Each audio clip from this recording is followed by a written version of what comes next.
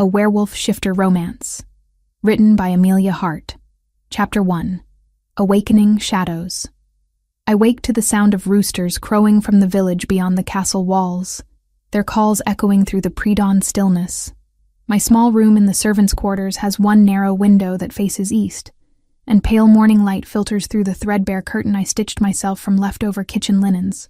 The stone walls hold the night's chill, and I pull my thin blanket tighter around my shoulders before forcing myself to rise. My name is Evora. I am 20 years old, and I have been a servant in the royal castle for as long as I can remember. I am an orphan, taken in by the castle staff when I was barely old enough to walk. The other servants say my parents died of fever during a harsh winter, but I have no memories of them. No memories of a mother's embrace or a father's laughter. Only these cold stone walls and the endless routine of servitude. I dress quickly in my simple gray work dress, the fabric worn soft from countless washings. My fingers fumble with the laces, still clumsy from sleep. I splash cold water from the basin on my face, gasping at the shock of it, then tie my long brown hair back with a strip of leather. When I catch my reflection in the small cracked mirror propped on the wooden shelf, I pause. My green eyes stare back at me, and for a moment, I feel strange, disconnected, as if I am looking at someone I should know, but do not quite recognize. I shake off the odd sensation and leave my room, joining the other servants who shuffle through the corridors toward the kitchens. The castle is beginning to stir. Guards change shifts at the main gates. Stable hands lead horses to the training yards. Maids carry fresh linens toward the upper chambers where the nobles sleep. I have lived here my entire life, yet I still feel like an outsider. There is a secret I guard carefully, one that sets me apart from everyone around me. I am wolfless, in a world where shifters reign supreme, where the ability to transform into a powerful wolf is a mark of strength and belonging. I am nothing. I cannot shift. I have never felt the pull of the moon or heard the howl of my inner beast.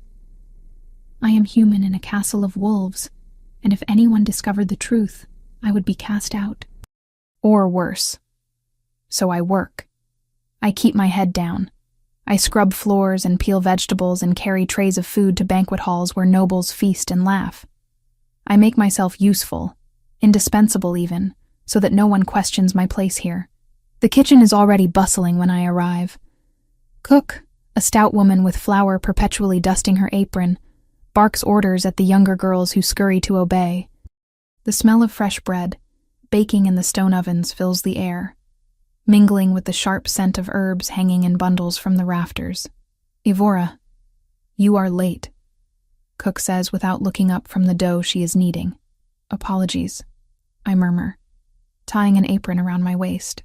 I am not late, but arguing with Cook is pointless.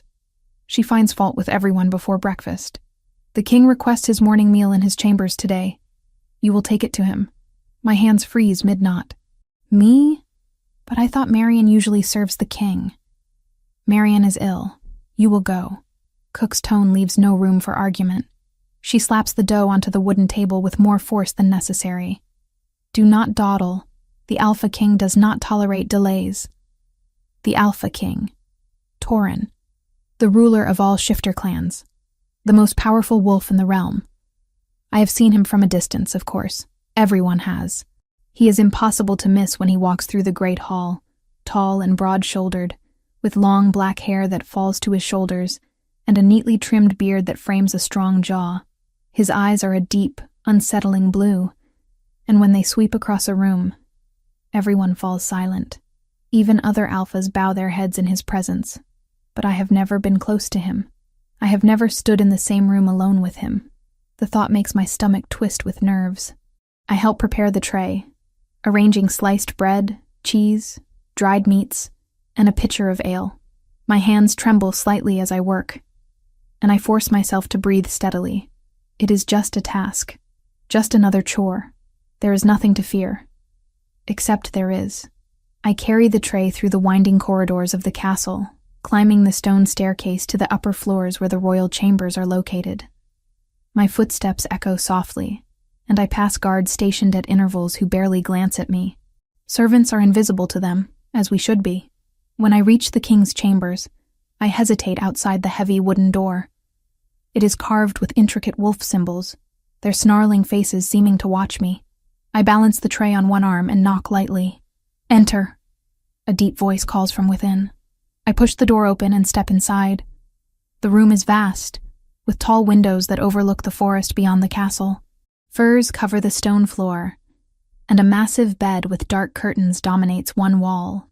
A table sits near the hearth, where a fire crackles softly. And standing by the window, silhouetted against the morning light, is the Alpha King. He does not turn immediately.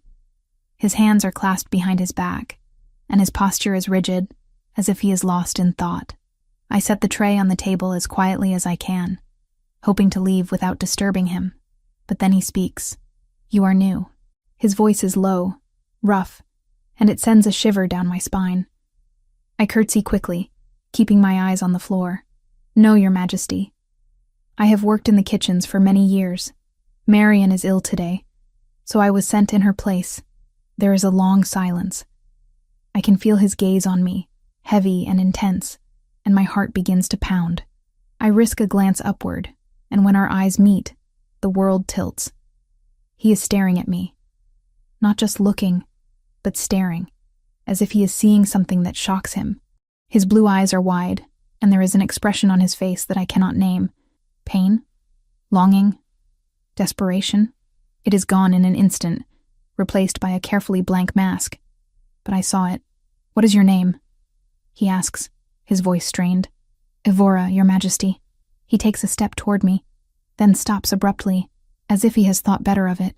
His jaw clenches, and I see his hands curl into fists at his sides. "Leave the tray." "Go." I curtsy again and turn to leave, but his voice stops me at the door. "Evora." I freeze, my hand on the doorframe. "Yes, Your Majesty." There is another long pause, and when he speaks again, his voice is softer, almost gentle. "Be careful where you walk in this castle. Not all places are safe." I glance back at him, confused, but he has turned away again, staring out the window as if I am no longer there. I leave quickly, my mind spinning. What just happened? The rest of the morning passes in a blur. I return to the kitchens and throw myself into my tasks, scrubbing pots and chopping vegetables with more force than necessary. But I cannot stop thinking about the king, about the way he looked at me, as if he knew me, as if seeing me hurt him. It made no sense. "You are quiet today," a voice says beside me, and I look up to see Jaslyn, my closest friend among the servants. She has bright red curls that escape her braid in wild tendrils and a smattering of freckles across her nose. Her amber eyes are warm and curious as she leans against the counter. "Did something happen?" "No," I lie, returning my attention to the carrots I am chopping. "Just tired." "You are always tired," she teases. "Come on, Evora. Tell me, did Cook yell at you again?" "I served the king this morning." Jaslyn's eyes widen. "The Alpha King? Really? What was he like?" "Terrifying," I admit, and it is not entirely a lie. "But he barely spoke to me." "Well, that is probably for the best. I have heard he is ruthless. Fair, but ruthless. They say he can kill a man with a single look." She lowers her voice conspiratorially. "They also say he has never taken a mate. Can you imagine? The most powerful alpha in the realm, and no Luna to stand beside him." I do not respond. My mind is elsewhere, replaying the moment our eyes met. There had been something in his gaze, something raw and broken, and I cannot shake the feeling that it was important. As the day wears on, I notice other strange things. Hadrian, the king's beta, appears in the kitchens during the midday meal. He is a tall man, with short blonde hair and sharp brown eyes, and he moves with the quiet confidence of someone who has spent years at the king's side. He speaks briefly with Cook. Then his gaze finds me across the room. He studies me for a long moment, his expression unreadable, before leaving without a word. It is unnerving. Betas do not visit the kitchens. They certainly do not seek out lowly servants with their eyes. Later, as I carry a basket of clean linens through the corridors, I pass Hadrian again. This time, he falls into step beside me, matching my pace. "The king has requested that you avoid the east wing for now," he says quietly, his tone casual but firm. I stop walking and turn to face him. Why? There are repairs being done. It is not safe. I glance down the corridor he is referring to. There are no sounds of hammers or saws. No scent of fresh wood or stone dust. It does not look like there are repairs. Hadrian's jaw tightens. Nevertheless, you will avoid it. Do you understand? There is something in his voice. A warning that makes the hairs on the back of my neck stand on end. I nod slowly. I understand. Good. He walks away without another word, leaving me standing alone in the corridor. My heart racing. That evening, as I prepare for bed, I notice something that makes my blood run cold. On the back of my left hand, just below my knuckles, is a small dark mark. It looks like a bruise, but I do not remember injuring myself. I press my thumb against it, and it does not hurt. It is simply there, a shadow beneath my skin. I stare at it for a long time, trying to remember when it appeared, but my memory is blank. It is as if the mark has always been there, even though I know it has not. I climb into bed, pulling the blanket up to my chin, and close my eyes, but sleep does not come easily. My mind churns with questions that have no answers. Why did the king look at me like that? Why did Hadrian warn me away from the east wing? And what is this mark on my hand? When I finally drift off, my dreams are dark and unsettling. I am running through shadowy corridors, my breath coming in ragged gasps. Something is chasing me, something I cannot see but can feel pressing closer with every step. Shadows whisper my name, their voices cold and cruel, and I run faster, desperate to escape. I wake with a start, my heart pounding and my skin damp with sweat. The room is still dark, the stars visible through my small window. I sit up and press my palms against my eyes, trying to calm my racing pulse. It was just a dream, just a nightmare, nothing more. But when I lower my hands and glance at the back of my left hand, the dark mark seems darker than before, larger, as if it has spread. I tell myself it is a trick of the dim light, that I am imagining things. But as I lie back down and pull the blanket over me, I cannot shake the feeling that something is very, very wrong, and that my life is about to change in ways I cannot yet understand. Chapter 2. Hidden Chambers. 3 days pass before I am summoned to the king's chambers again. This time, the request comes directly from Hadrian, who finds me in the laundry courtyard, hanging linens to dry in the morning sun. He does not speak to me in front of the other servants. Instead, he catches my eye and tilts his head toward the castle entrance, a silent command that I am expected to follow. My stomach twists with apprehension as I untie my apron and excuse myself, ignoring Jocelyn's curious glance. I follow Hadrian through the corridors, and we walk in silence until we are far from listening ears. "The king has requested your presence," Hadrian says without preamble. "He wishes for you to tend to his chambers regularly from now on. Cleaning, bringing meals, maintaining the hearth." I stop walking. "Why me?" Hadrian's expression remains neutral, but there is tension in the set of his shoulders. "Because he has asked for you specifically. That is all you need to know. But Marion has been reassigned to other duties." His tone brooks no argument. "You will report to his chambers every morning after breakfast and every evening before supper. Do not speak of this arrangement to the other servants." Before I can ask why such secrecy is necessary, he turns and walks away, leaving me standing alone in the corridor with 100 questions burning in my mind. When I reach the king's chambers and knock, his voice calls for me to enter. I push the door open and step inside, my heart hammering against my ribs. He is seated at the table near the hearth, dressed in simple black clothing that does nothing to diminish his commanding presence. His dark hair is loose today, falling past his shoulders, and his blue eyes fix on me the moment I enter. "Evora," he says, and the way he speaks my name sends a shiver through me. It is not the way a king addresses a servant. It is softer, weighted with something I cannot identify. "Your Majesty," I murmur, dropping into a curtsy. "Hadrian said you wished for me to tend your chambers." "Yes." He stands abruptly, moving toward the window as if he cannot bear to be still. "I require someone reliable, Someone who will not gossip or spread rumors. I do not gossip, Your Majesty. I know. He glances at me over his shoulder, and there it is again. That strange intensity in his gaze. You keep to yourself. You work quietly. You do not draw attention. I do not know how to respond to that. So I remain silent. After a moment, he turns away again, his hands gripping the window ledge. Go about your duties. Clean what needs cleaning. I will not disturb you. I move through the room carefully, gathering discarded clothing and straightening the furs on the bed. The entire time I feel his presence like a weight pressing against my back. He does not speak, but I can sense his eyes on me, tracking my every movement. When I kneel to tend the hearth, adding fresh logs and stirring the embers to life, he finally speaks again. How long have you served in the castle? All my life, Your Majesty. I was brought here as a small child. Your parents? Dead. Fever, they say. There is a long silence. When I glance over my shoulder, I find him staring at me with an expression that makes my breath catch. It is grief. Raw and unguarded. But why would my tragedy cause him pain? You have no memory of them, he asks quietly. None. He closes his eyes briefly, and when he opens them again, the grief is gone, replaced by that carefully controlled mask. That must be difficult. I have accepted it, Your Majesty. The castle is my home. The servants are my family, and yet you remain apart from them, he observes.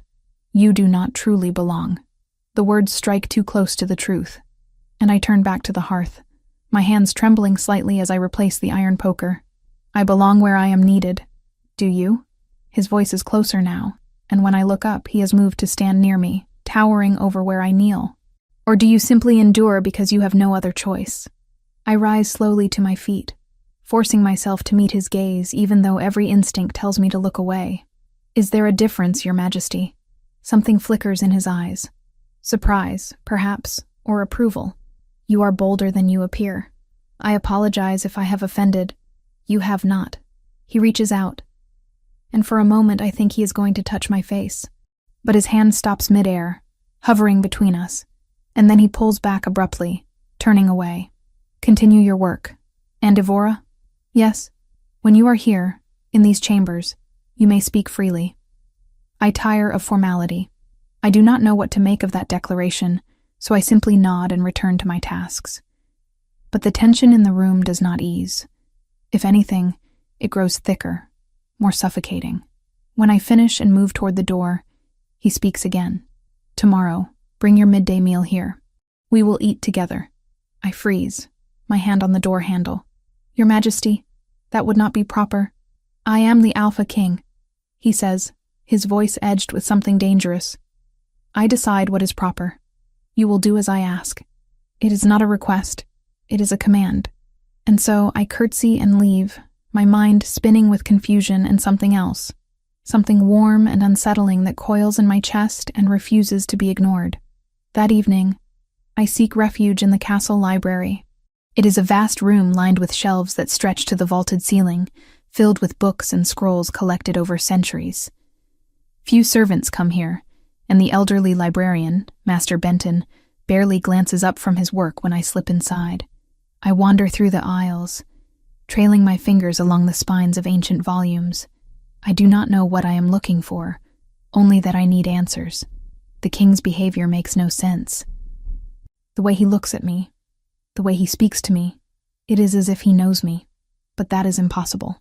I pull a book from the shelf at random and settle into a corner where a single candle provides enough light to read.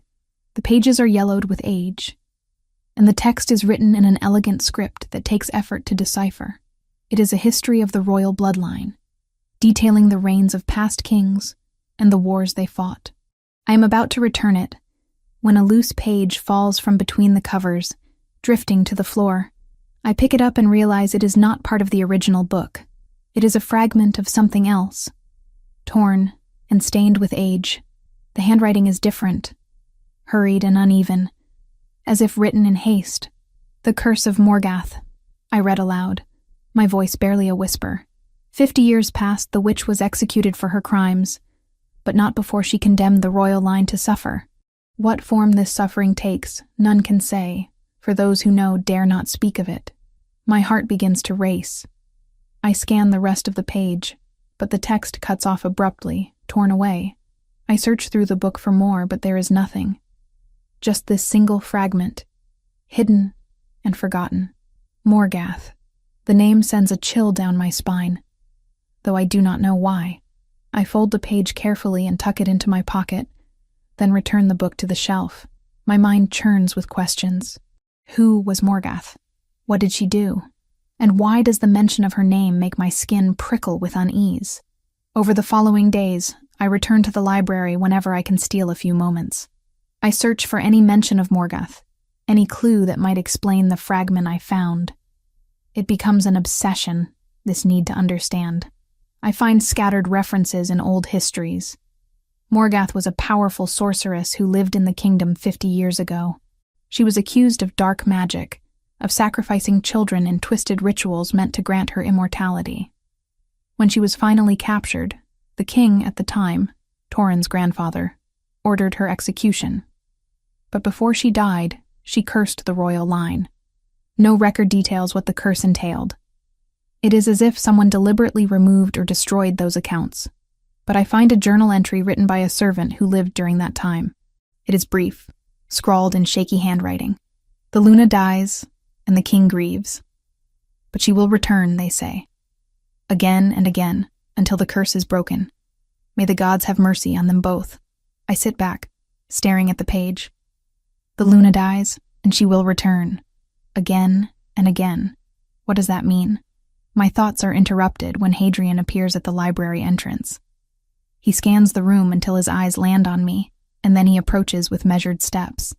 Evora, the king is asking for you. I close the journal quickly and stand, brushing dust from my skirt. Of course.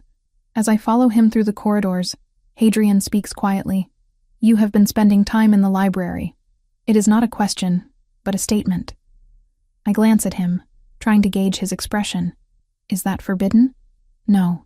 He pauses at a corner, turning to face me. His brown eyes are serious, shadowed with something that looks like regret. But be careful what knowledge you seek, Evora. Some truths are dangerous. What do you mean? He opens his mouth as if to say more, then shakes his head. Just be careful. He walks away, leaving me standing alone once more, my heart pounding. Everyone in this castle seems to be hiding something, and I am starting to suspect that whatever they are hiding, it has something to do with me. When I reach the king's chambers, I find him standing by the window again, silhouetted against the fading light of dusk. He does not turn when I enter, but his shoulders tense, and I know he is aware of my presence. You asked for me, Your Majesty. I did. He finally turns, and the expression on his face steals my breath. It is longing, pure and unguarded, and it is directed at me. Sit with me. Please. I hesitate, then move to the chair across from him at the small table. He sits as well, and for a long moment we simply stare at each other. The silence stretches, heavy with unspoken words. Why do you look at me like that? I ask, the question slipping out before I can stop it. His jaw tightens. Like what? Like you know me. Like seeing me causes you pain. He closes his eyes and exhales slowly, as if the weight of the world rests on his shoulders. When he opens them again, there is a fierce determination in his gaze. Because you remind me of someone. Who? Someone I lost. His voice is rough, strained. Someone I loved more than anything in this world. My chest tightens. I am sorry for your loss, Your Majesty. Do not apologize. He reaches across the table, and this time, he does not stop himself.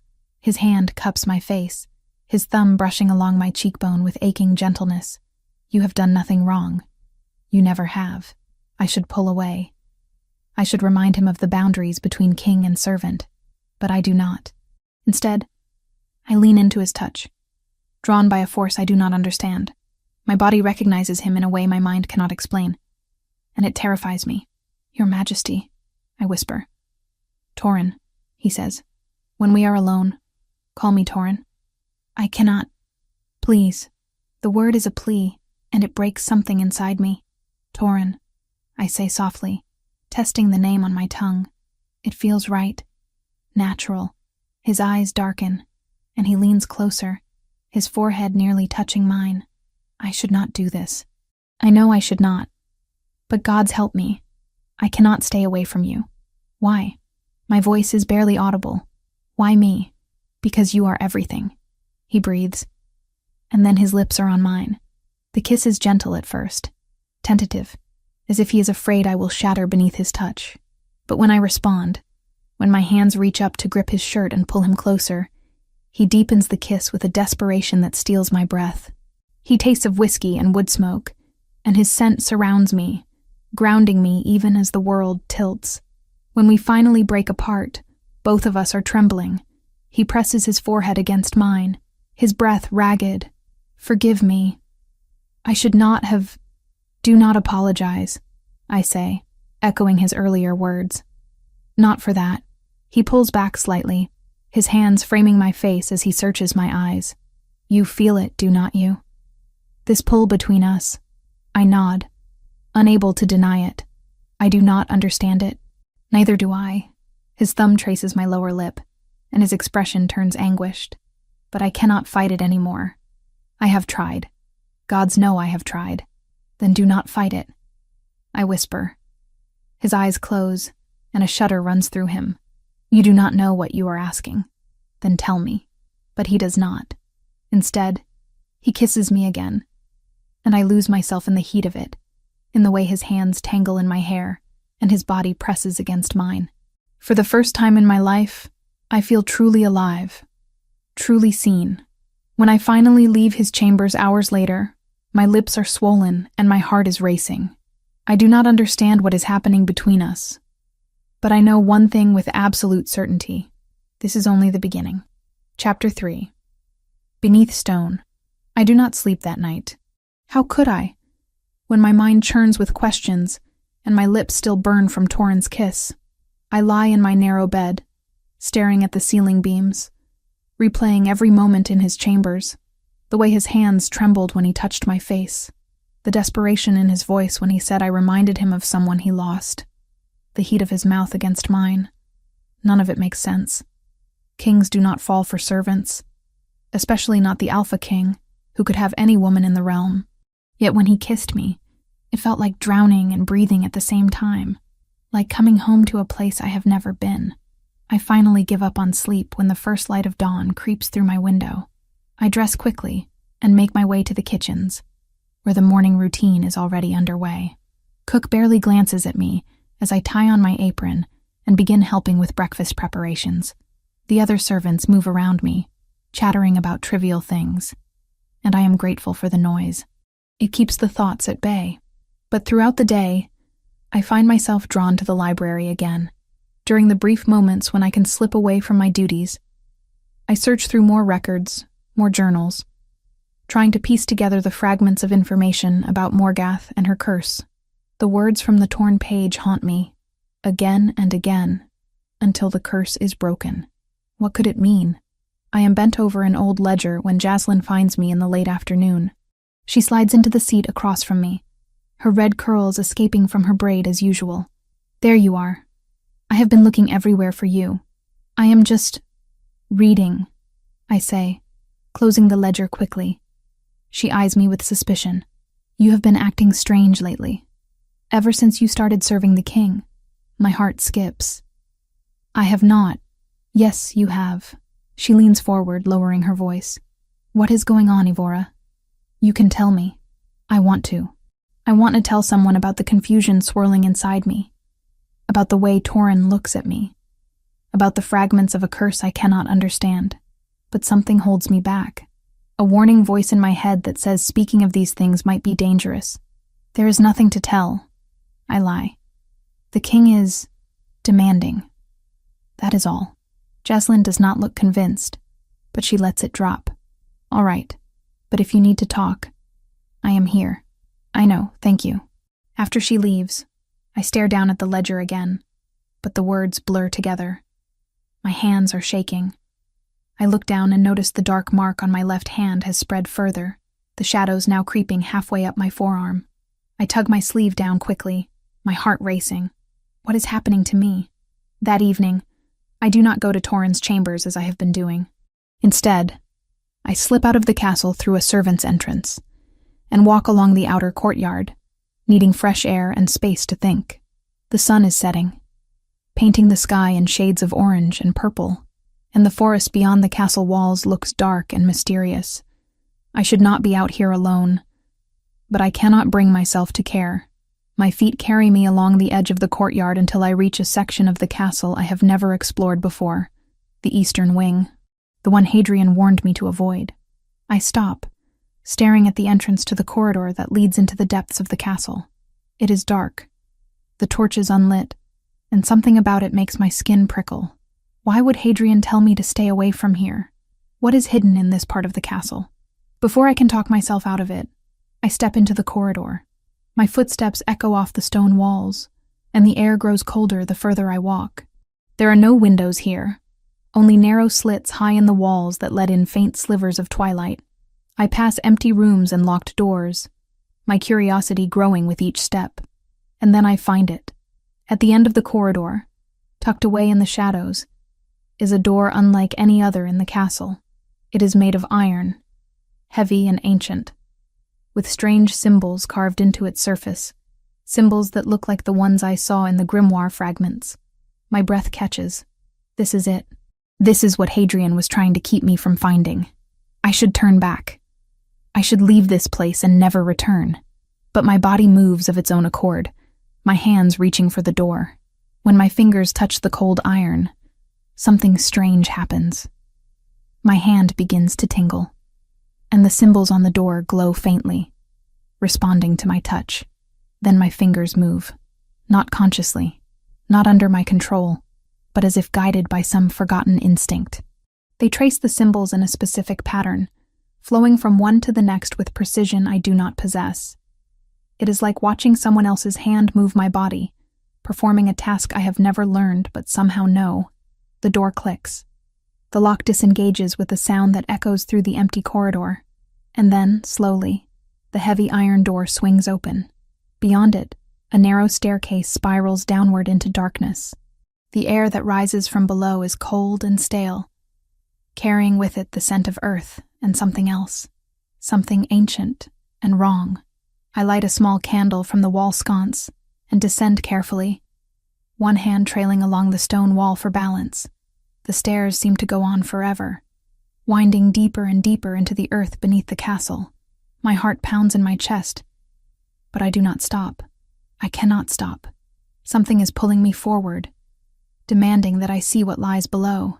Finally, the stairs end, opening into a chamber carved from solid rock. The ceiling is low, supported by thick pillars, and the walls are lined with alcoves. But it is what sits in the center of the chamber that makes me freeze, the candle nearly slipping from my trembling fingers. 7 stone coffins, arranged in a circle. I approach slowly, my legs moving even as my mind screams at me to run. Each coffin is identical, carved from dark gray stone and sealed with heavy lids. And on each lid, etched in deep letters, is a name. My name. Evora. All 7 of them. Evora. Evora. Evora. My breath comes in short, panicked gasps.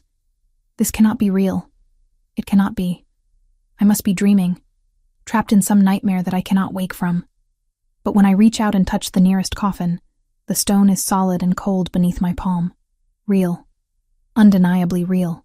With shaking hands, I grip the edge of the lid and push. It is heavy, far heavier than it should be, but adrenaline lends me strength. The lid grinds against the stone base, sliding inch by inch until finally, it falls away with a thunderous crash that echoes through the chamber. I peer inside and scream. A woman lies within, perfectly preserved as if she died only moments ago.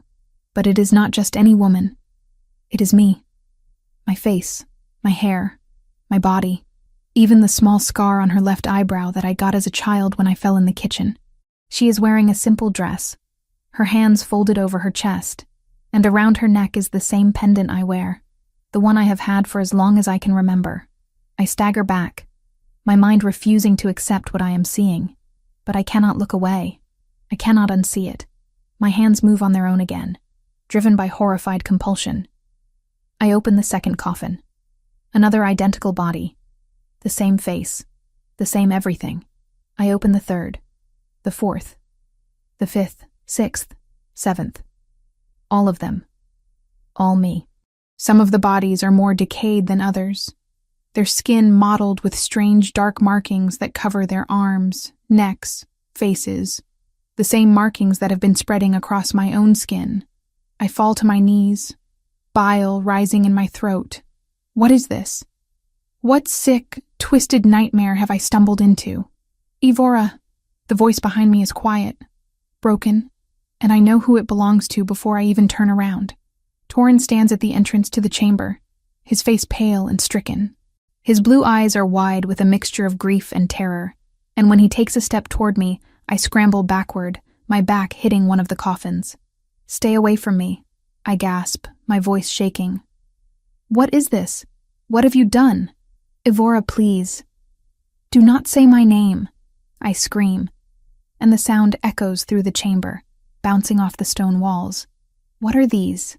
Why do they have my face? Why? The world tilts. The edges of my vision blur, and the stone walls begin to shimmer and distort. Torrin's expression shifts from grief to panic, and he lunges toward me, his hand outstretched. "No," he breathes, desperation cracking his voice. "Not yet. Please, not yet." But his words fade into a roar of white noise. The chamber dissolves around me, the coffins and the bodies and Torrin himself all melting away into blinding light. I try to scream, but no sound comes out. I reach for something, anything, to anchor myself. But there is nothing. And then, darkness. When I open my eyes, I am lying in my bed. Morning light filters through the window, and I can hear the roosters crowing from the village. I sit up slowly, my heart pounding. My hands are shaking, and when I look down, I see the dark mark on my left hand. Small, faint, just beginning to form, exactly as it was weeks ago. No, that is impossible. I saw it spread up my arm. I know I did. But when I push up my sleeve, my skin is clear, unblemished, as if the spreading shadows never existed. I stumble out of bed and splash cold water on my face from the basin, trying to steady my breathing. My reflection stares back at me from the cracked mirror. Green eyes, brown hair, the same face I see every day. But something is different. Something is wrong. The memory of the coffins is vivid, seared into my mind. The 7 bodies, the 7 versions of me, Torrin's stricken face, the way the world dissolved into light. Was it a dream? It felt too real to be a dream. But if it was not a dream, then what was it? I dress quickly, my hands fumbling with the laces of my dress. When I step into the corridor, everything looks the same. Servants shuffle past, carrying baskets of laundry and trays of food. The castle is waking, beginning its daily routine, just as it always does. But I know something has changed. I feel it in my bones, in the way my skin prickles with awareness, in the strange sense of déjà vu that clings to every step I take. I have been here before. I have done this before. And somehow, impossibly, I am about to do it all again. Chapter 4. Echoes of yesterday.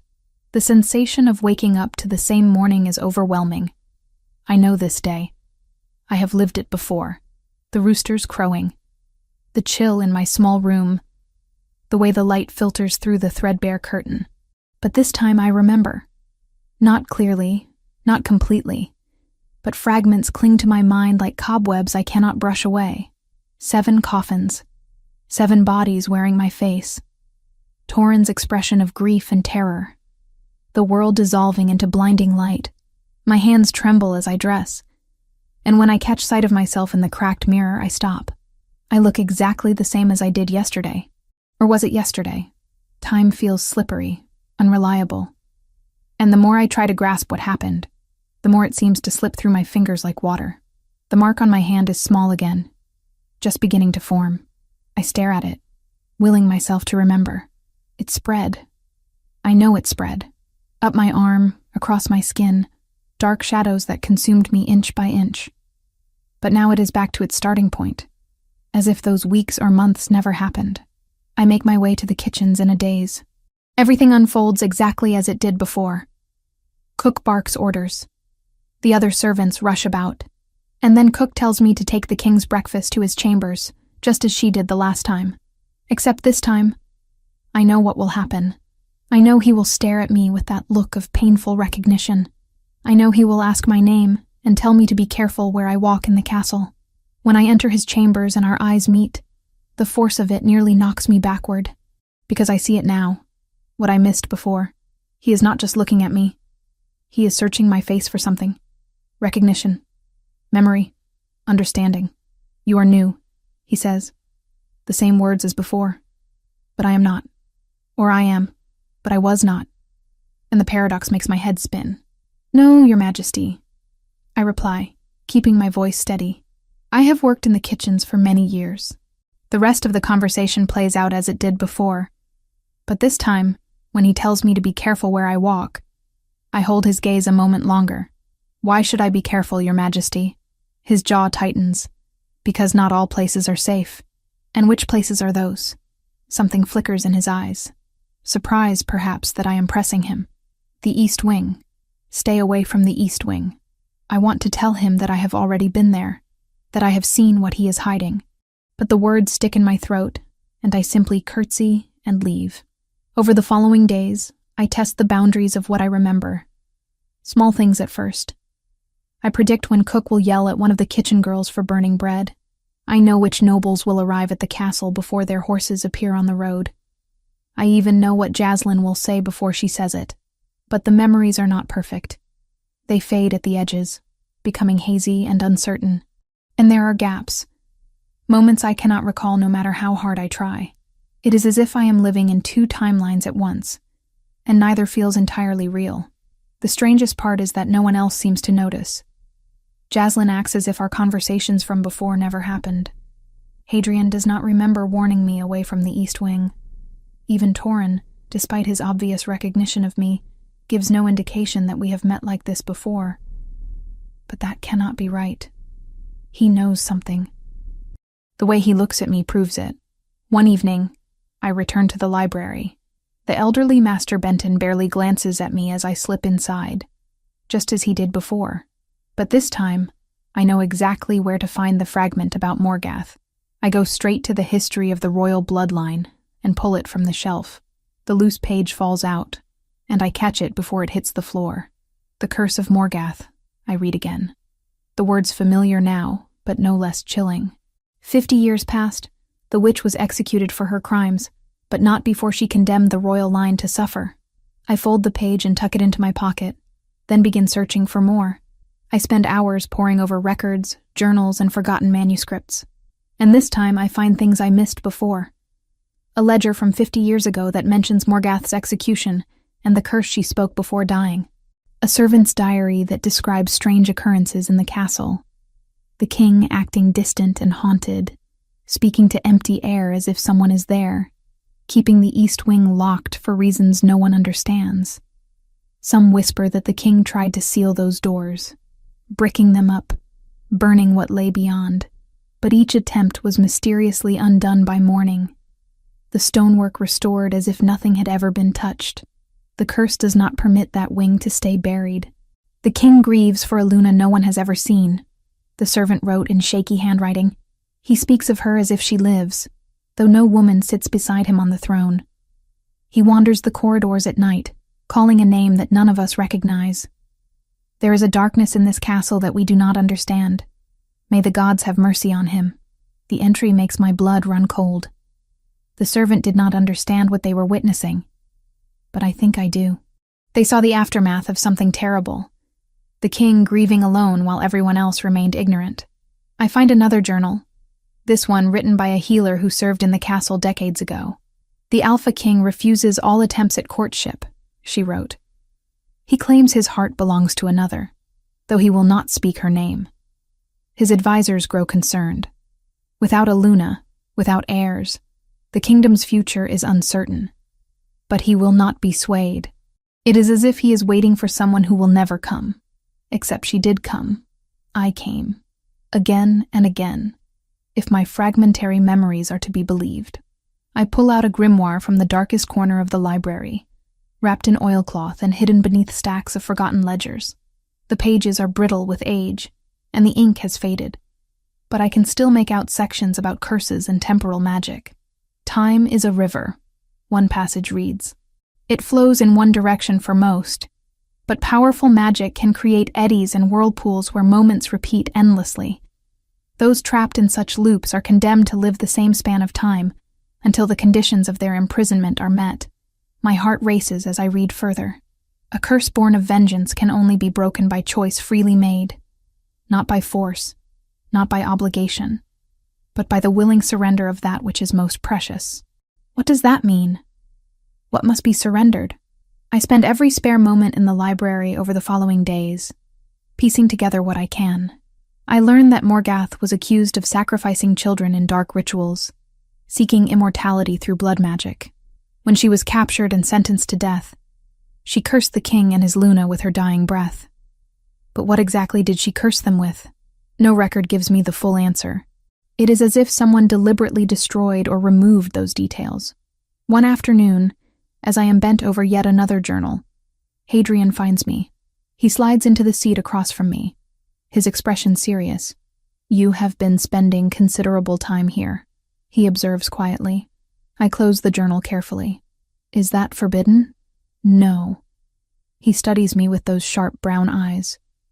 "But I wonder what you are searching for." "Knowledge," I say, which is not a lie. "I want to understand the history of this castle, of the royal line. And have you found what you seek?" I hesitate, then decide to take a risk. I found references to a curse, to Morgath. His expression does not change, but his hands tighten on the table. "That is dangerous knowledge, Evora." "Why?" "She died 50 years ago. What harm can old history do?" "More than you realize." He leans forward, his voice dropping. "Some things are buried for good reason. Some truths bring only pain. But if the truth could help someone..." "It cannot." His tone is firm, almost desperate. "Trust me on this. Whatever you think you will find in these old books, it will not change anything. It will only make things worse." "How do you know?" He opens his mouth as if to respond, then closes it again. After a moment, he stands. "Just be careful, Evora. For your own sake."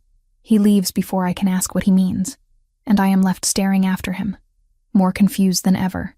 That night, I cannot sleep. My mind churns with questions, with fragments of memory that refuse to coalesce into anything coherent. Finally, I give up and slip out of my room, wandering the corridors in the darkness. My feet carry me, unbidden, toward the east wing, toward that iron door with its strange symbols. I should not go there. I know I should not, but something pulls me forward, a compulsion I cannot resist. When I reach the door, I hesitate. The last time I opened it, everything changed. The world dissolved and reset, but I need to understand. I need to know if the coffins are real or just a fragment of a nightmare. My hand reaches for the symbols, and just like before, my fingers move of their own accord, tracing the pattern with eerie precision. The door clicks, the lock disengages, and then a hand closes over mine, stopping me. I spin around to find Torrin standing behind me, his face pale in the torchlight. His blue eyes are wide with something between fear and resignation. "Please," he says quietly, "do not open that door." "Why not?" "Because once you see what is inside, once you confront me with it, everything will start over. We will lose all the progress we have made." "Progress?" I stare at him. "What progress?" "I do not even understand what is happening." "I know." His hand is still on mine, warm and steady, and I wish I could explain, but the rules of this curse are cruel. If I tell you the truth outright, it resets. If you discover the truth and confront me with it, it resets. We are trapped in an impossible situation. Then what am I supposed to do? My voice breaks. Just accept that I am living the same days over and over without understanding why? No. He releases my hand and steps back, running his fingers through his dark hair. You investigate. You learn. But you do not confront me directly, and you do not open that door, because what lies beyond it will force your hand. The coffins, I whisper. They are real, are they not? His expression confirms it before he speaks. Yes, and they all have my name on them. Yes. How many? 7. The word is heavy with grief. 7 times I have failed you. 7 times you have died because I could not find a way to break this curse. My legs feel weak, and I lean against the stone wall for support. So it is true. Everything I remember. The mark spreading on my hand. The darkness consuming me. It all happened, and it will happen again. He says softly, unless we find a way to stop it. How much time do I have? I do not know. It varies. Sometimes months. Sometimes only weeks. He looks at me with such anguish that my heart aches. But it always ends the same way, with my death. Yes. I close my eyes, trying to process this. When I open them again, Torin is watching me with an expression that holds both hope and despair. What if I could find a way? I ask. What if I could discover how to break the curse without triggering a reset? I have been trying for decades, Evora. I have exhausted every possibility I can think of, but you have been trying alone. I straighten, resolve hardening inside me. This time you have me, and even if I cannot remember everything, I can learn. I can search for answers you might have missed. You would do that? Even knowing how it ends? Especially knowing how it ends. I reach out and take his hand, because I refuse to accept that we are doomed to repeat this forever. There has to be a way out. We just have not found it yet. For the first time since I saw him in this strange new old life, Torin smiles. It is small and sad, but genuine. You have always been stubborn. Good. Then you know I mean what I say. He pulls me into his arms, holding me tightly, and I let myself lean into his warmth. I have missed you. He murmurs against my hair. Every time you come back, I miss the person you become. The person who remembers, even if only in fragments. Then help me remember more. Tell me what you can without breaking the rules. I will try. He pulls back slightly to look at me. But you must promise me something in return. What? Promise me you will not give up. No matter what you discover, no matter how dark things become. I meet his gaze steadily. I promise. And in that moment, standing in the shadowed corridor with his arms around me, I feel the weight of something shifting, as if the very fabric of the curse is taking notice of our defiance.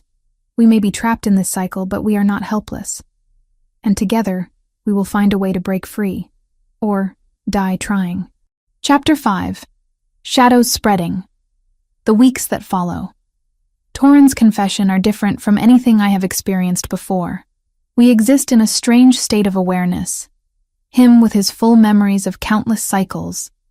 Me with my fragmentary recollections that grow clearer each day. We move through the castle like conspirators, stealing moments together while I continue my research in secret. The library becomes my sanctuary.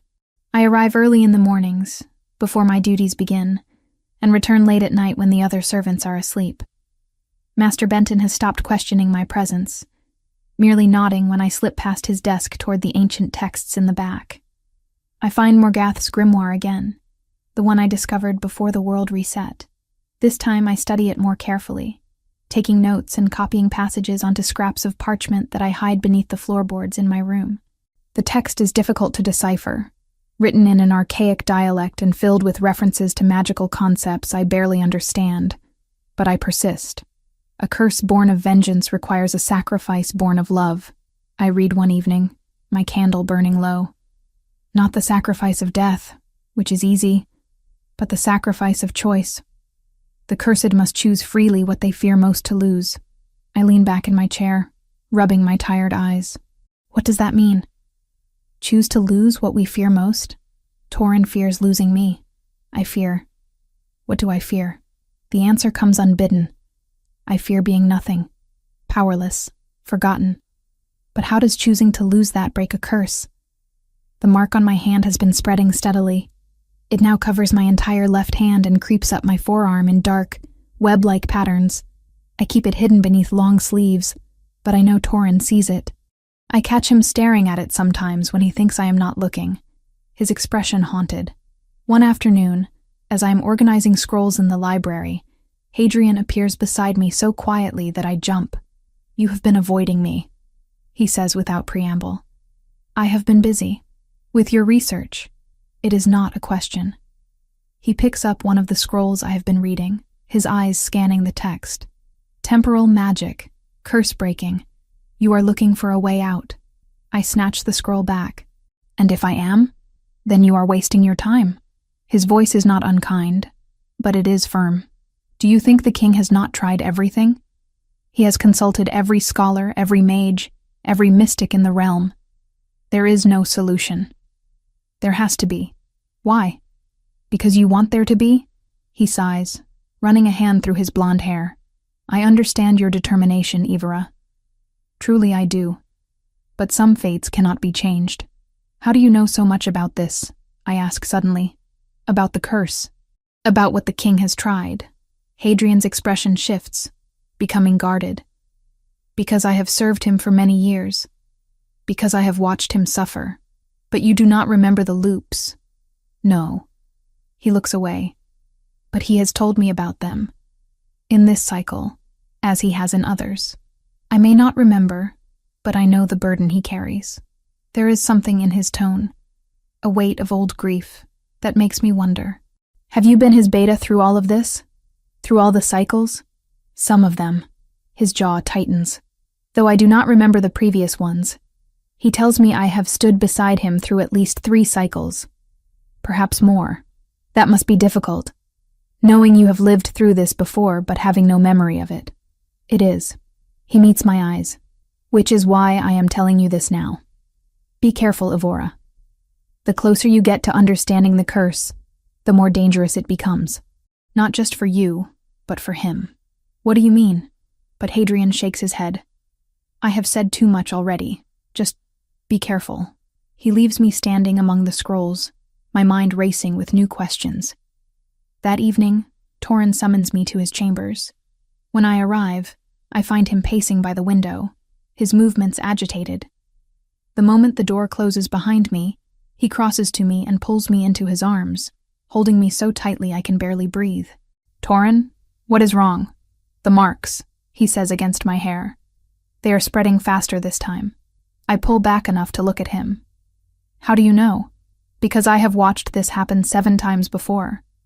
I know the progression. And this time, it is accelerating." His blue eyes are dark with fear. "We may have less time than I thought." My stomach clenches. How much less? Weeks, perhaps. A month at most. I swallow hard, forcing down the panic that threatens to rise. "Then we work faster." I am close to something in the grimoire. There are passages about willing sacrifice. "I know." He cups my face in his hands. "I have read those passages 100 times. But I cannot decipher what they mean." "Then we decipher them together." I cover his hands with mine. "You are not alone in this anymore, Torin. Let me help."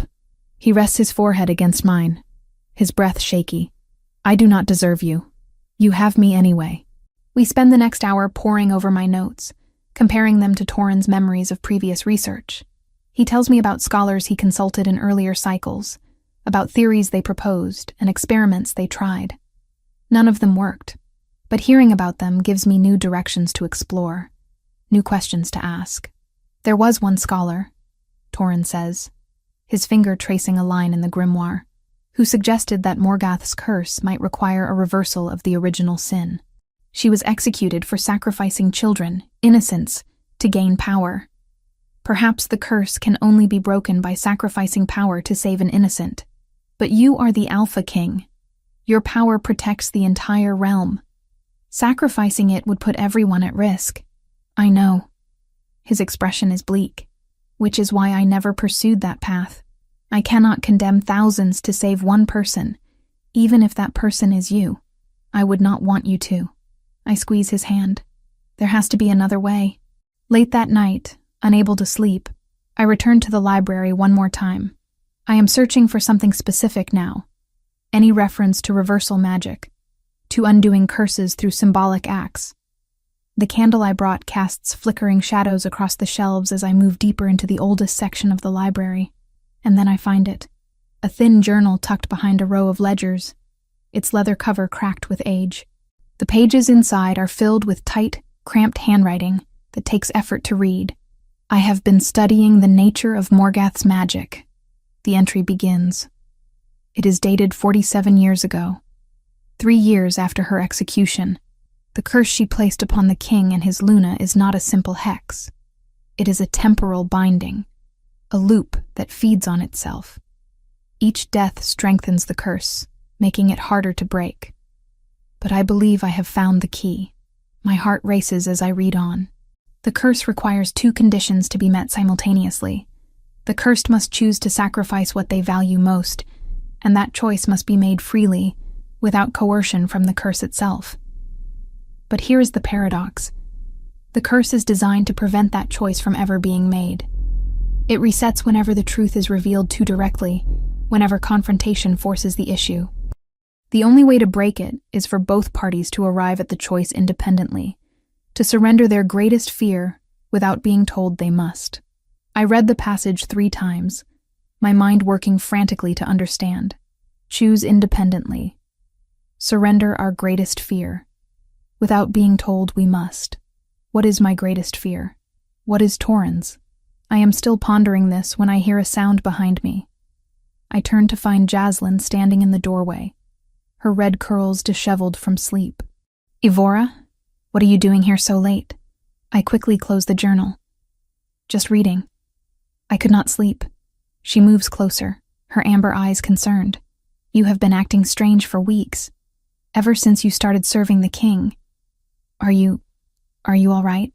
I am fine. You are not fine. She sits down across from me, her expression unusually serious. You barely sleep. You spend all your time in here or in the king's chambers. And you look... She hesitates. You look haunted. I want to tell her. I want to share the burden of what I know. But I cannot. Jaslyn is not part of this curse. She does not remember the loops. And dragging her into this darkness would be cruel. I am just tired. I lie. The king is demanding. That is all. She does not look convinced, but she does not press further. If you need to talk, I am here. You know that, right? I know. Thank you. After she leaves, I return to the journal. I read until the candle burns down to nothing, until the sky outside begins to lighten with dawn. And slowly, pieces of understanding begin to fall into place. The next day, as I am working in the kitchens, something happens that I have been dreading. I am chopping vegetables when my hand suddenly spasms. The knife slips, cutting deep into my palm. Blood wells up, dark and thick, and I stare at it in shock. But it is not the blood that terrifies me. It is the fact that my hand moved on its own, as if something else controlled it. Cook rushes over, wrapping my hand in cloth. Clumsy girl, she scolds. But there is concern in her eyes. Go see the healer before you bleed all over my kitchen. I stumble toward the infirmary, cradling my hand, but I do not go inside. Instead, I find a quiet corner and unwrap the cloth, staring at the wound. Around the edges of the cut, the dark marks have spread further. They are not just on my skin anymore. They are in my blood. That evening, when I show Torrhen, his face goes white. It is happening faster than ever before, he whispers. The corruption is taking hold. How long do I have? Days, perhaps a week. I nod, forcing myself to stay calm even as terror claws at my insides. Then we have to act now. I think I understand what the grimoire was trying to tell us. About choice. About sacrifice. Evora, listen to me. I grip his arms. The curse feeds on coercion. It resets when we are forced into choices by circumstance. But what if we make the choice before we are forced?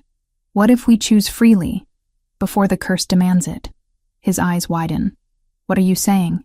I am saying that maybe the way to break this is not to fight the curse, but to fulfill its requirements on our own terms, to choose what it would force us to choose anyway, but to do it freely, out of love, not fear.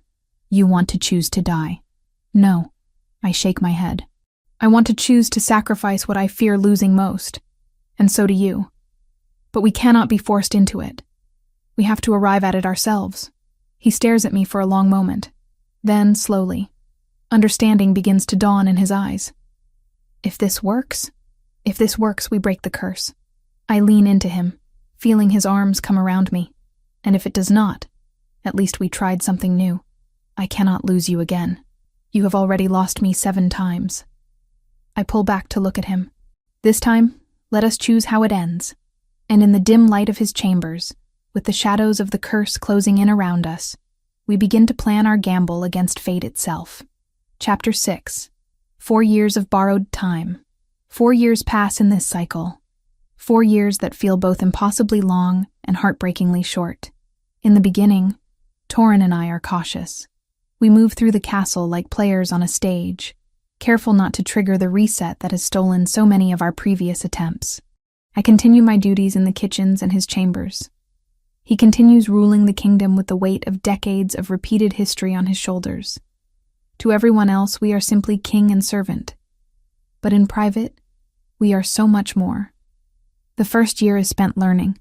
I memorize every passage in Morgath's grimoire, every fragment of curse-breaking magic I can find. Torin shares with me the knowledge he has accumulated over 7 cycles, the desperate bargains, the failed rituals, the years he tried simply keeping me away from the vault, even the time he sent me beyond his borders only for the mark, and the reset that followed my death, to find me anyway, telling me about failed attempts and near misses. We compare notes like scholars, searching for the pattern we have been missing, but we are also learning each other. Not the rushed, desperate version of love born from knowing time is short, but something deeper. Torin tells me stories about his childhood, about the weight of becoming Alpha King at 23 when his father died. I tell him about growing up without parents, about the loneliness of being wolfless in a castle full of shifters. I used to watch the other children shift for the first time. I confess one evening as we sit by the fire in his chambers. They would run through the forests in their wolf forms, howling at the moon, and I would pretend I was with them, but I was always here, always human, always different. He pulls me closer, his arms warm around me. You are not different. You are perfect exactly as you are. You have to say that. You are in love with me. I am in love with you because it is true. He tilts my chin up to meet his eyes. Do you know what I see when I look at you? I see someone who has faced death 7 times and come back fighting every time, even without memory of what came before. I see someone who hunts for answers in dusty books when most would give up. I see strength that has nothing to do with shifting and everything to do with heart. I kiss him then, pouring into it all the words I cannot yet say, because saying I love you feels too much like an ending, and I am not ready for endings yet. The second year brings changes. The mark on my hand, which had been spreading steadily, seems to slow, not stop, but slow. The dark shadows still creep up my arm, but at a pace that gives us hope. Perhaps this cycle truly is different. Perhaps our careful approach is working. Torin begins teaching me things that only a Luna would know, not because I ask, but because he wants me to understand his world. He shows me how the pack hierarchies work, how disputes between alphas are settled, how the kingdom is governed. He takes me riding through the forests, showing me the boundaries of his territory. In another life, he says one afternoon as we pause by a stream, you would have ruled beside me. You would have been my Luna, my queen, my equal in all things. I am wolfless, I remind him. I could never be Luna. You already are. He reaches for my hand, threading his fingers through mine. In every way that matters, you already are. The third year is when I begin to notice the dreams. Not nightmares this time, but something else. Fragmented images that feel almost like memories, though I cannot place them. I see myself running through these same forests in a wolf form I do not possess. I see Torin younger, his face unlined by grief, laughing as he chases me. I see a wedding ceremony, my hand in his, vows spoken under a full moon. I tell him about them, and his expression grows distant. Those are memories from previous cycles, he says quietly. Echoes of lives you have lived before. They sometimes bleed through near the end. The end. I swallow hard. The mark has spread past my elbow now. I know. How much time do we have left? Months, perhaps. Maybe a year. He pulls me into his arms, his face buried in my hair. I am sorry. I thought this time would be different. I thought if we were careful, if we did not push too hard. We still have time. I hold him tightly. And we know more now than we did before. We will find the answer. I know we will, but doubt has begun to creep in. After 3 years of research, of careful experimentation, we are no closer to understanding how to break the curse than we were at the start. The pattern remains elusive, just out of reach. The 4th year brings a turning point.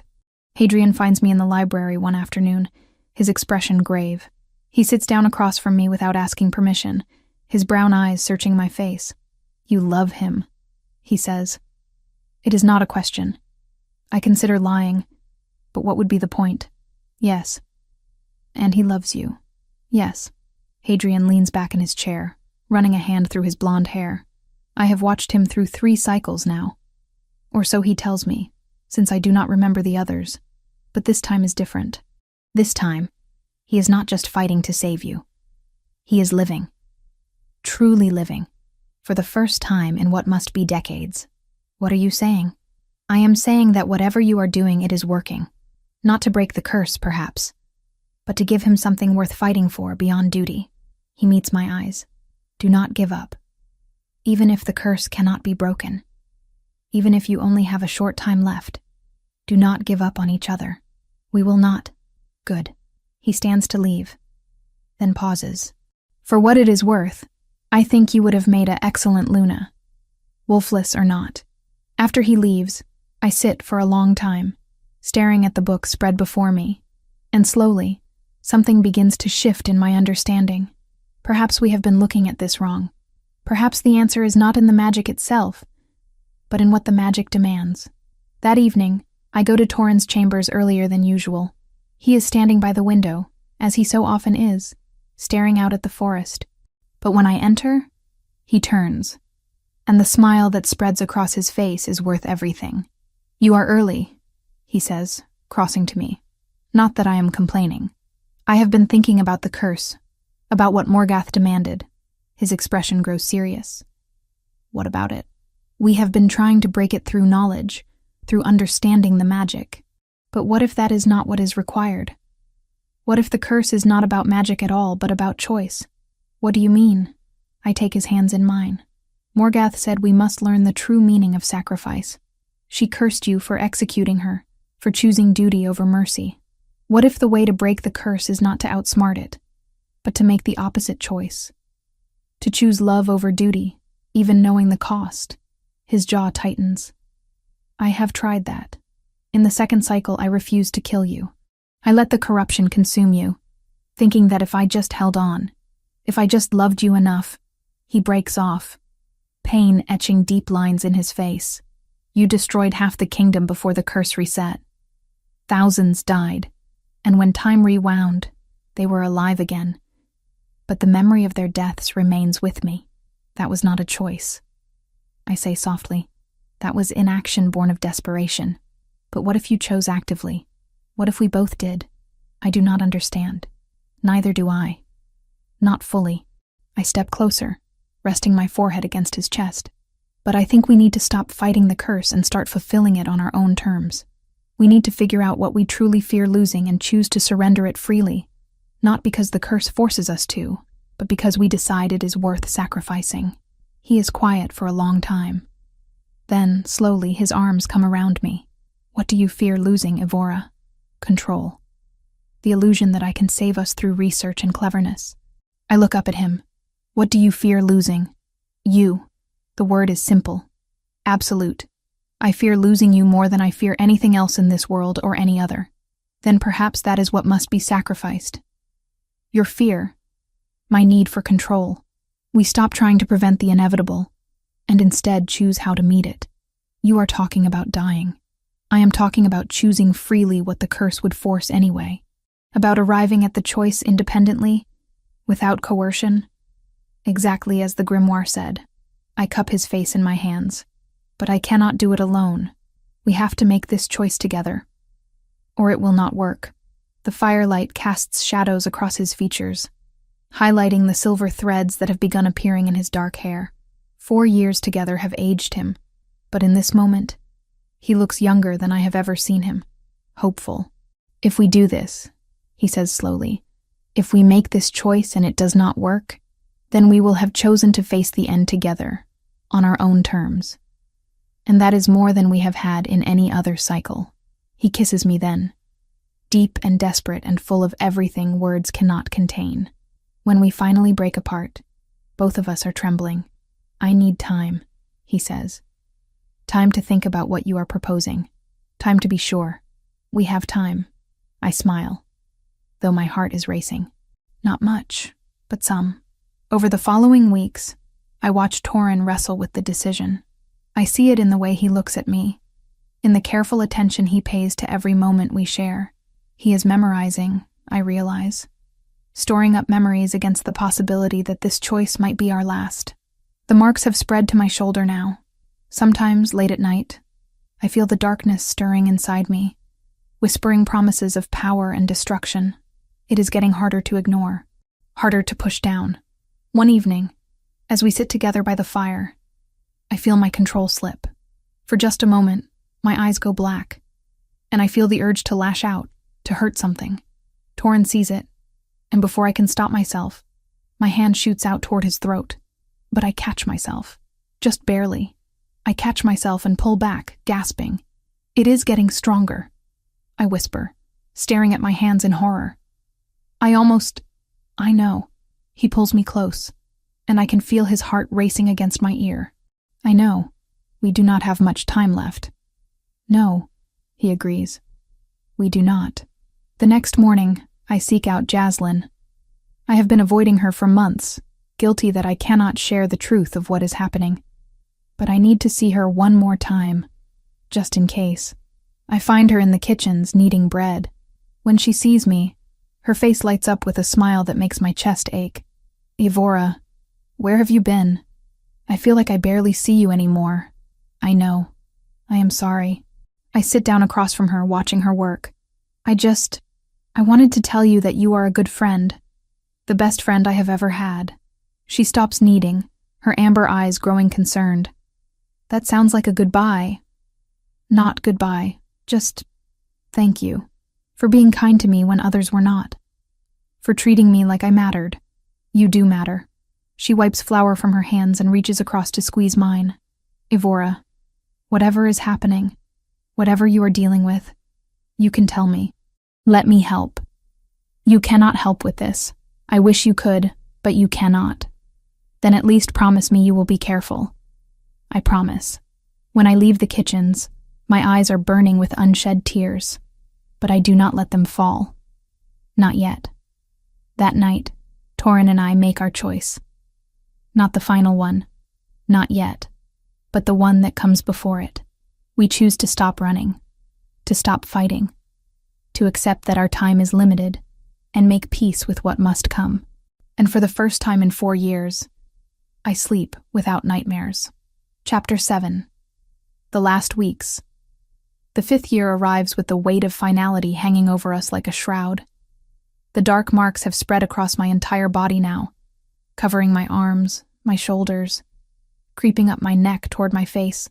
When I look in the mirror, I barely recognize myself.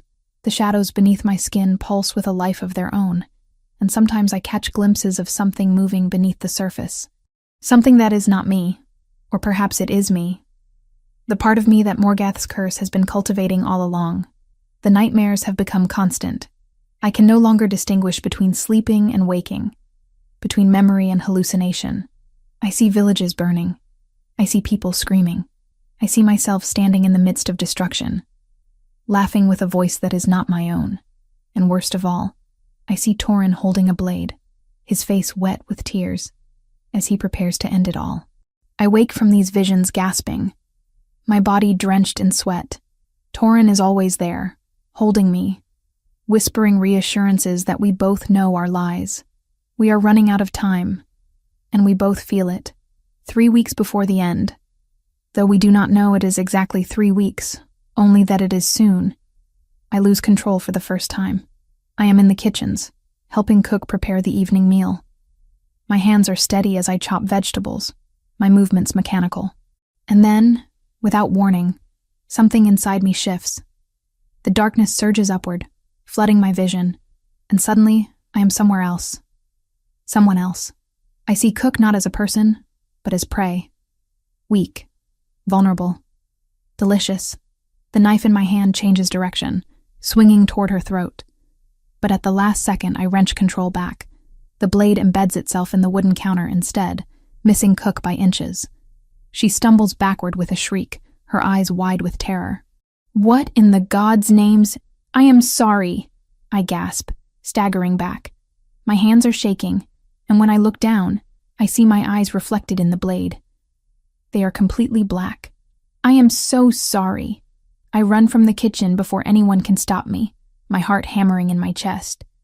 I make it to my room and collapse on the floor, wrapping my arms around myself as I try to force the darkness back down. It takes nearly an hour before I feel like myself again. Torin finds me there, curled in a ball, silent tears streaming down my face.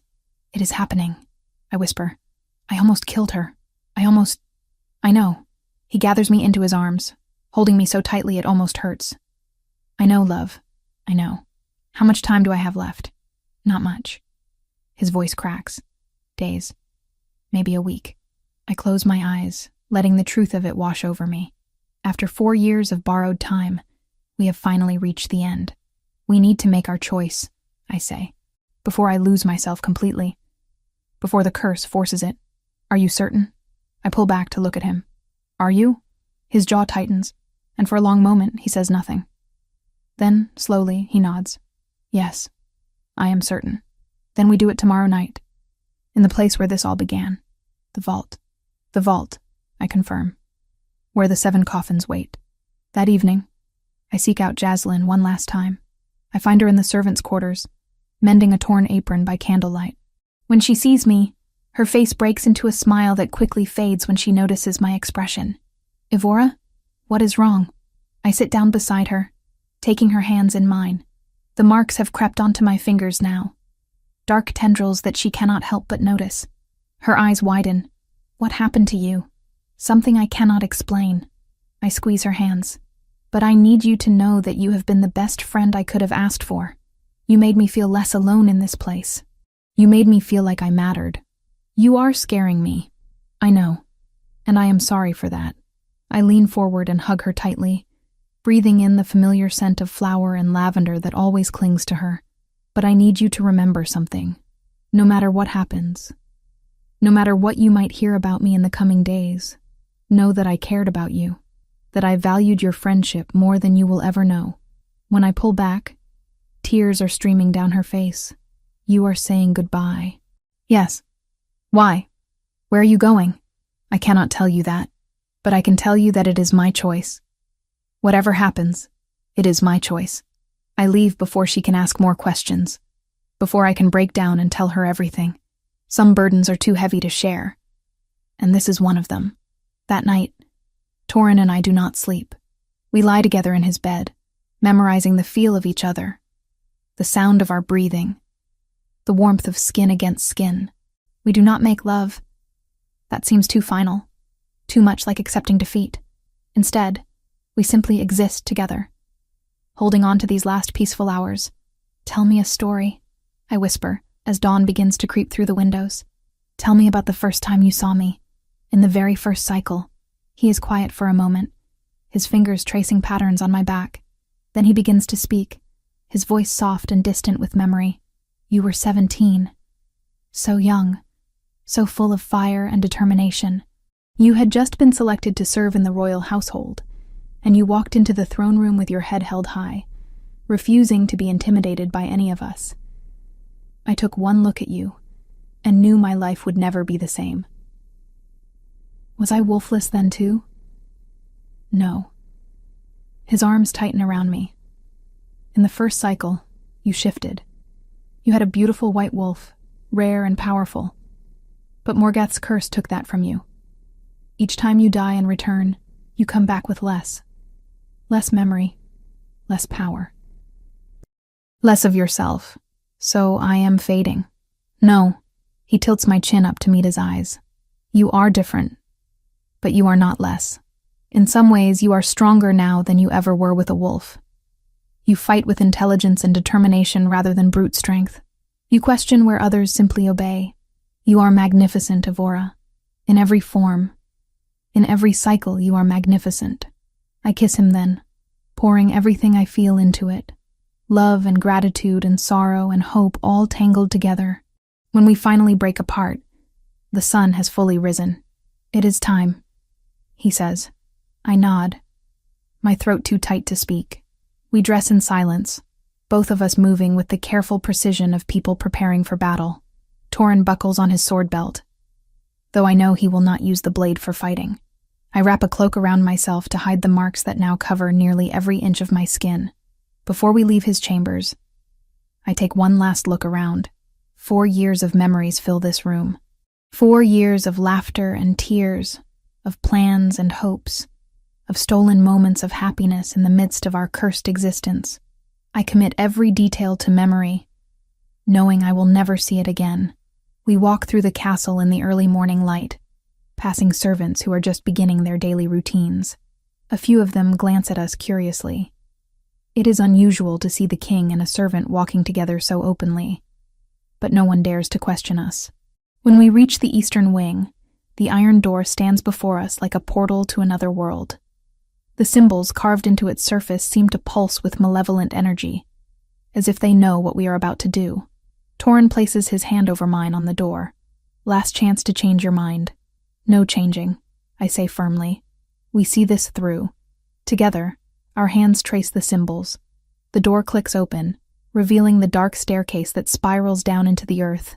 As we descend, the temperature drops. The air grows thick and heavy, pressing against my skin. With each step, I feel the darkness inside me stirring, responding to the presence of the coffins below. It knows where we are going. It knows what awaits. When we reach the chamber, the 7 coffins sit exactly as they did before, silent, waiting, judging. I walk to the center of the circle they form, and Torin follows. For a long moment, we simply stand there, surrounded by the physical evidence of 7 failed cycles. Do you remember what we discussed? I ask quietly. Yes. He draws his sword, the blade catching the dim light of the magical torches that line the walls. You will choose to surrender to the transformation, to stop fighting the darkness, and I will choose to let you go, to refuse to kill you even knowing what it means. And we do it freely. Not because the curse forces us, but because we decide it is worth the risk. Even if it means the kingdom falls. Even then, I turn to face him, reaching up to cup his face in my marked hands. Because Morgath was wrong about one thing. Sacrifice is not about choosing duty over love, or love over duty. It is about choosing freely, without fear, even when the cost is everything. His eyes glisten with unshed tears. I love you, Evora. In every cycle, in every life, I will always love you. And I love you, Torin. Even if I forget again, even if time resets and steals my memories, some part of me will always love you. We kiss one more time, gentle and bittersweet. Then I step back and close my eyes. I am ready, I whisper, and I let go. The darkness rushes up to claim me, no longer held back by my will. It floods through my body, transforming me from the inside out.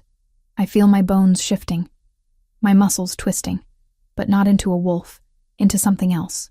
Something ancient and terrible that Morgath created with her dying curse.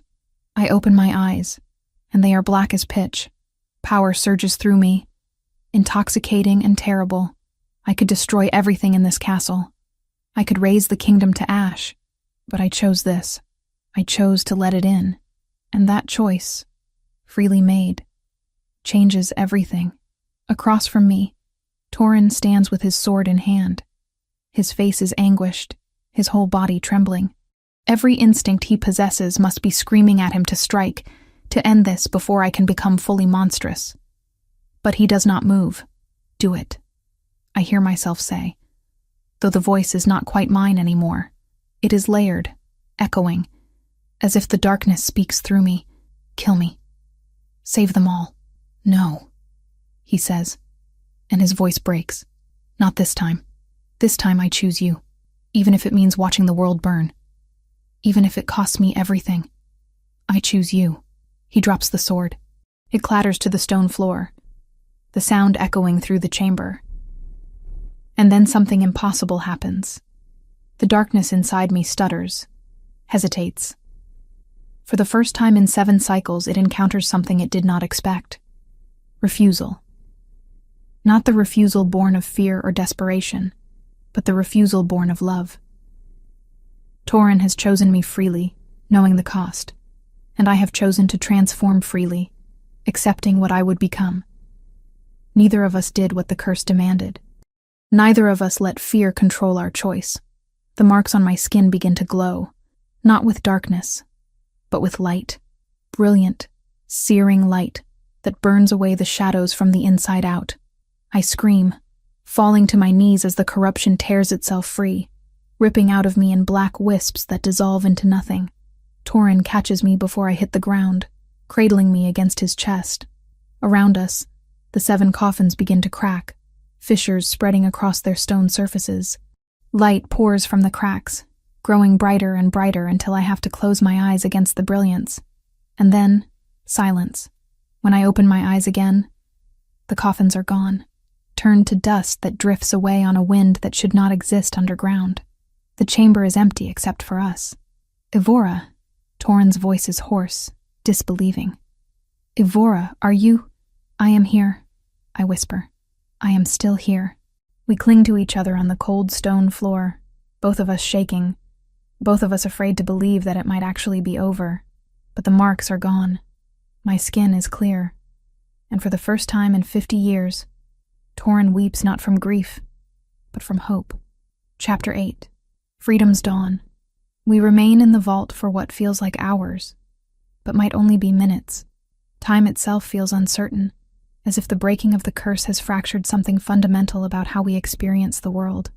Torin holds me against his chest, his fingers tangled in my hair, his breath ragged against my temple. Is it real? I finally whisper. Is it truly over? I do not know. His voice is hoarse. Every time before, when we thought we had found a way, the curse simply reset. But this time, he pulls back to look at me, his blue eyes searching my face. This time feels different. I touch my arm where the marks used to be, half expecting to feel the corruption still lurking beneath the surface. But my skin is smooth and clear, unblemished except for the small scar I got as a child. The darkness is gone, completely gone. We should leave this place, Torin says, glancing around the empty chamber. If the curse is truly broken, we need to know what that means for the world above. He helps me to my feet, and together we climb the spiral staircase. My legs shake with exhaustion. The transformation and subsequent cleansing have left me feeling hollowed out, as fragile as glass. But I force myself to keep moving, one step at a time. When we emerge into the corridor of the east wing, sunlight streams through the narrow windows. It is still morning, the same morning we descended. But everything feels changed, as if we have returned from a much longer journey. We make our way through the castle slowly, and I become aware of eyes following us. Servants pause in their work to stare. Guards exchange confused glances. Word must have spread about my attack in the kitchen, about the marks on my skin, about something being wrong with the servant girl who spends too much time with the king. Let them stare. I am beyond caring what anyone thinks. Hadrian finds us in the corridor outside Torin's chambers. He takes one look at us, disheveled, exhausted, but somehow different. An understanding dawns in his eyes. It is over, he says. Not a question. A statement of fact. We think so, Torin replies. The coffins are destroyed. The marks are gone. But we cannot be certain until time proves it, Hadrian finishes. He looks at me, and for the first time since I have known him, he smiles. You did it. I do not know how, but you did it. We did it, I correct. Together, Hadrian nods. Then his expression grows serious. There will be questions. The nobles, the council, they will demand explanations for everything.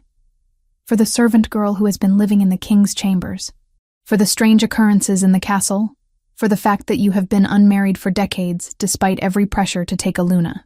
Let them demand, Torin says, his arm tightening around my waist. I will give them their explanations when I am ready. But first, I need to rest. We both do. Hadrian bows his head. Of course, Your Majesty. I will keep everyone away for as long as I can. After he leaves, Torin leads me into his chambers and bolts the door behind us. For a long moment, we simply stand there, looking at each other. And then, as if a dam has burst, we both start laughing. Not the laughter of joy, but the wild, slightly unhinged laughter of people who have survived the impossible. We did it. I gasped between giggles. We actually did it. I cannot believe... Torin breaks off, shaking his head. 50 years. 50 years of being trapped in that nightmare. And you figured out the answer in one cycle. Not one cycle. 8. I reach up to touch his face, feeling the rough texture of his beard beneath my palm. It took 8 attempts, 8 lives to understand what Morgath was truly asking of us. Still, he captures my hand, pressing a kiss to my palm. You are extraordinary. We are extraordinary. Together, we collapse onto the bed, still fully clothed, and simply hold each other. The exhaustion is overwhelming, pulling at my consciousness like a tide. But I fight it, afraid that if I close my eyes, I will wake to find myself back in my small room. The curse reset once more. Sleep. Torin murmurs, as if reading my thoughts. I will be here when you wake. I promise. How can you be sure? Because for the first time in 50 years, I feel free. He pulls me closer, tucking my head beneath his chin. The weight I have been carrying. The certainty that I would fail you again. It is gone. Whatever tomorrow brings, we will face it together. No more secrets. No more cycles. Just us. I let his words wash over me. Let the steady rhythm of his heartbeat lull me into a sense of safety. And finally, I allow myself to sleep. I wake to twilight filtering through the windows and the smell of food. Torin is sitting at the small table, 2 plates laid out before him. When he sees me stir, his face breaks into a smile that makes him look years younger. You were sleeping so deeply. I did not have the heart to wake you, but you need to eat. I join him at the table, suddenly ravenous.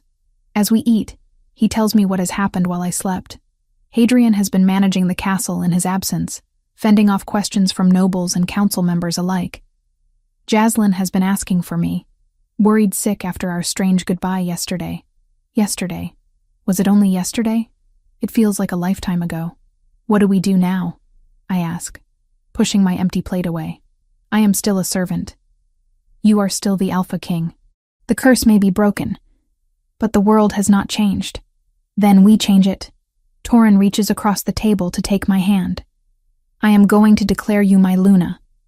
Officially, publicly, before the entire kingdom. My heart stutters, but I am wolfless. The nobility will never accept. I do not care what they accept. His grip tightens. You are mine, and I am yours. We have earned that through 8 lifetimes of suffering.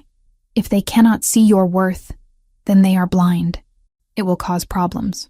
Let it cause problems. He stands, pulling me to my feet. Evora, I have spent 50 years afraid to truly live because I knew I would lose you. But we broke that curse. We defied fate itself. I'm not going to waste our freedom by playing it safe. I search his face, seeing the determination there. The fierce love that has survived decades of repeated loss. Are you certain? More certain than I have ever been of anything. Then yes. I rise onto my toes to kiss him. Yes. I will be your Luna, your queen, your mate, whatever title you wish to give me. I only wish to give you one title that matters, he murmurs against my lips. Mine. We spend the rest of the evening making plans. Torin will call a council meeting tomorrow to announce his intention to take me as his Luna. There will be resistance, certainly. Questions about my background, my lack of wolf, my suitability for the role. But Hadrian has already been preparing arguments in our defense, gathering support among the more progressive members of the nobility. What about Morgath's execution? I ask suddenly. If we are being truthful, should we not explain what really happened? Why you killed her? Torin's expression darkens. She was executed for child sacrifice and dark magic, both of which are true. But the curse, he pauses, considering. I think that secret dies with us. The world does not need to know about the loops, about the 7 times you died. That burden is ours alone to carry. I nod, understanding. Some truths are too heavy to share. That night, I return to my small room in the servants' quarters for the last time. I need to gather my few belongings. But more than that, I need to say goodbye to this part of my life. This room has been my sanctuary for 20 years, the only home I have ever known. Jaslyn is waiting for me when I arrive. She leaps to her feet the moment I open the door, her amber eyes wide with relief and worry. Evora, where have you been? I have been so worried. She breaks off, taking in my appearance. I am wearing one of Torin's shirts, far too large for me, and my hair is loose around my shoulders. What happened to you? Everything, I say simply. Everything happened.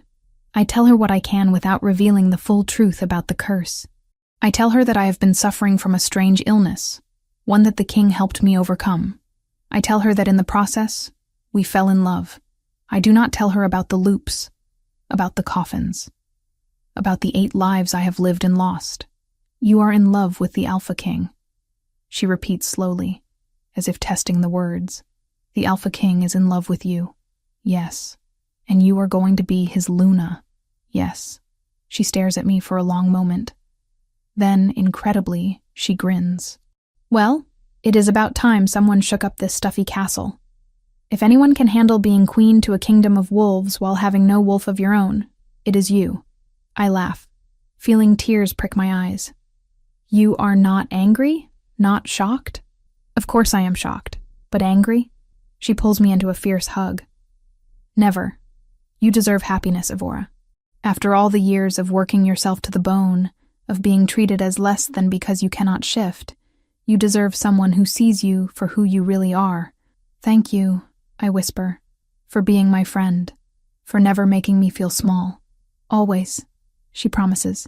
I gather my few belongings, a change of clothes, the pendant I have worn since childhood, a worn book of folk tales that belonged to my mother. It all fits in a small cloth bag. My entire life, reduced to a handful of objects. But as I take one last look around the room, I realize I am not sad. This room represents who I was. Tomorrow, I step into who I will become. The council meeting the next morning is everything I expected and worse. The nobles are outraged, scandalized, horrified. A wolfless servant as Luna? Preposterous. Unthinkable. An insult to their traditions. But Torin stands firm. And slowly, grudgingly, they begin to yield. Because he is the Alpha King, and his word is law. And because Hadrian has been very clever in his preparations, calling in favors, and making strategic promises to those whose support matters most. By the end of the day, it is decided. There will be a bonding ceremony in 1 month's time. I will become Luna, in the eyes of both the kingdom and the gods.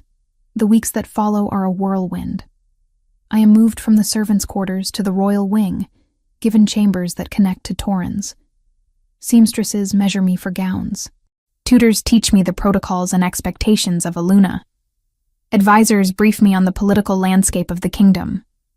It is overwhelming and exhausting and absolutely terrifying. But every night, Torin holds me and reminds me that I am not alone, that we faced an impossible curse and won, that managing a kingdom will be easy in comparison. I am not sure I believe him, but I appreciate the sentiment. The bonding ceremony takes place on the first night of the full moon. The entire kingdom gathers to witness as Torin and I exchange vows beneath the stars. I wear a gown of silver and white, and around my neck, the pendant that has been with me since childhood gleams in the moonlight. When Torin takes my hand and speaks the ancient words of bonding, I feel something shift inside me. Not the curse, not the darkness, but something new, something that feels almost like a howl rises from the forest, echoing across the clearing, and then another, and another. Every wolf in the kingdom lifting their voices in celebration. I cannot join them. I still have no wolf. But as I stand there with Torin's hand in mine, listening to the symphony of howls, I realize that it does not matter. I am Luna, not because I can shift, but because I chose to love fearlessly, to sacrifice freely, to break the unbreakable. Later that night, as we lie together in the royal chambers, Torin traces patterns on my bare shoulder. Do you regret it? He asks quietly. Giving up your anonymity, your quiet life, to become Luna? Never, I say without hesitation. Do you regret choosing me over duty, over safety, over everything you were taught an Alpha King should be? Not for a single moment. We fall asleep wrapped in each other's arms, and for the first time in 50 years, Torin sleeps without nightmares. The curse is broken. The cycle is ended. And our true life finally can begin.